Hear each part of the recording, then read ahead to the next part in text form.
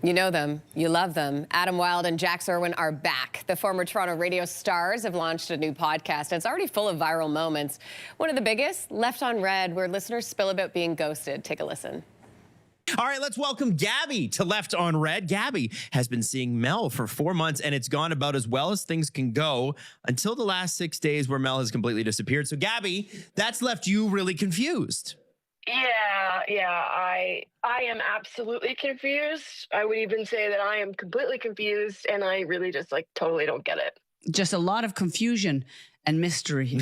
Okay, no, I'm sorry. And so much awkwardness. Adam and Jax are with us here now. Good morning. It's so nice to see both of you again. It's been a minute. Thank you for having us. It's good to be here. Let's talk about Left on Red, because obviously it's a fan favorite. Yep. I love it. It's these stories about people who get ghosted. What do you think it is about those experiences that have people go like, I need to hear more, and how this ends? The cringe, the pure cringe of it, you're hooked, and there's this level of discomfort that you should probably not want to watch, but you just keep staying. I also think you can, we've all been there, and we've all wanted to find out, but I think it's sort of like the other end of the story. It's like, I can't believe that person, I thought things were going so well, and you never hear from them again. Right. Imagine if you could, and then you realize, oh yeah, that could be a train wreck. I don't want to know. Sometimes you just don't want to know the answer. A mystery finally gets solved, and sometimes it's a mystery that shouldn't get solved. Exactly. But it's a lot of fun to do. And how do you guys emotionally deal with that? Because I would be so stressed out. Antidepressants. Yeah. Just full medication. You know what? We've done it for a long, long time. We started doing it here, obviously, on the radio, and so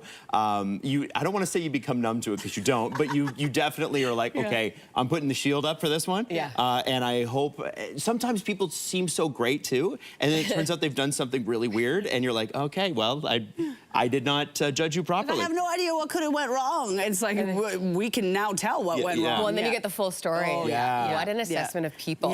You two have such great chemistry. We've always known that. How did you first meet, the two of you? Were you just put together, or did you know each other first? We worked together on a radio station here in Toronto together when I first originally moved here from Nova Scotia. Adam was doing the afternoon show, I was doing the midday show. And we had been told by mutual friends that we would get along, and I was actually always a big fan of Adam's work.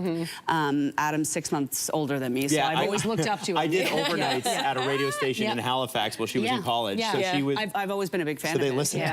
So, and then when I met him, I was like, "You are mine forever. You're gonna be my friend forever." Yeah. And it was immediate. You say that to people, but legitimately, you guys have been together for how many years now? Well, we worked together on directly for five years, and now this is, I think we're year 7 or 8 or something. But when you moved here, was that 10 or 11 years ago? That was almost 11 years ago, yeah. Literally the day that she moved here, as a part of bringing her in, it was St. Patrick's Day. I remember picking her up in my car. I had a little 2-seater car. It was very cool back then. Very small car. And I drove her to the bar, and we were doing a big station sort of St. Patrick's Day night, and that was introducing Jax to everybody. So that's kind of where it all started. My old guy, he's always here for me. That's so fun. Okay, so what's it been like going from sort of a traditional radio format to the podcast format?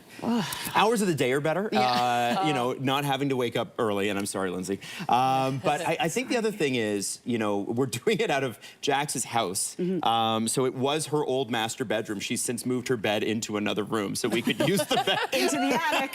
Into the attic. She's sleeping in the attic. More room for Adam and I to record, I think it's funny, you know, I'm glad for the time that we had in radio, because it taught us sort of the ropes and what works. But there's a little less oversight, and that's not so bad, right? Sometimes you can be a little bit more creative and do things that maybe your boss in the past or somebody else may not have liked, but you know the audience will. And that's the great thing about online, is that you will find an audience no matter how niche it is. Yeah, so great. Okay, Jax, obviously one of my favorite things that you do are the East Coast calls. Oh, thank you. It's so good. This is where you cold call strangers. For those who are not familiar, watch this.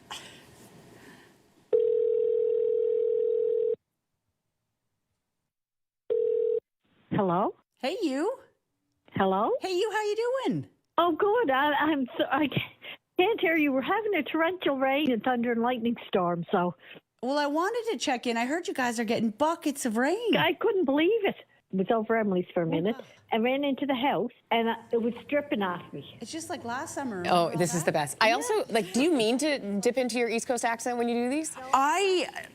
I didn't realize, I think, how hard I rip into it until I'm on the phone. But yeah, like anytime I'm talking to like my mom or my aunts or somebody, like I will slip into more of a Nova Scotian cadence. Like totally. But I can really hear it on those calls. She was so sweet. She was such a honey, and she was genuinely like, my God, I just got out of the rain and it is pouring here. Yeah, just talking. And just a sweetie, and we just kept chatting. She would have kept chatting, I'm sure. I think my favorite thing is that Jax will often ask, you know, what are you having for dinner? And then she'll go and make what, so she makes a follow-up TikTok and makes their recipe and eats. Oh, that's so fun. Give me more ideas. Right? Absolutely, keep it busy. And speaking of ideas, how do you guys come up with the content?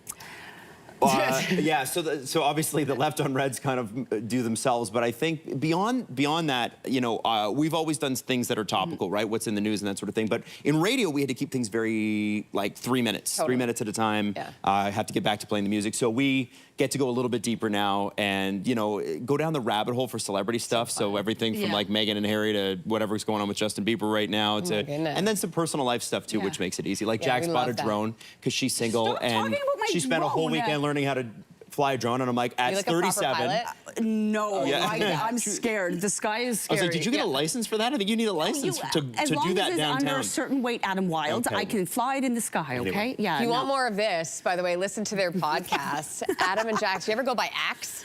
We should. That's your like combo name. What about Jadam? Look at that brand. Jadam. I like that. Adam Wylde. Adam Wylde and Jax on your favorite podcast platform. Great to see both Love you guys. Thank you for having us.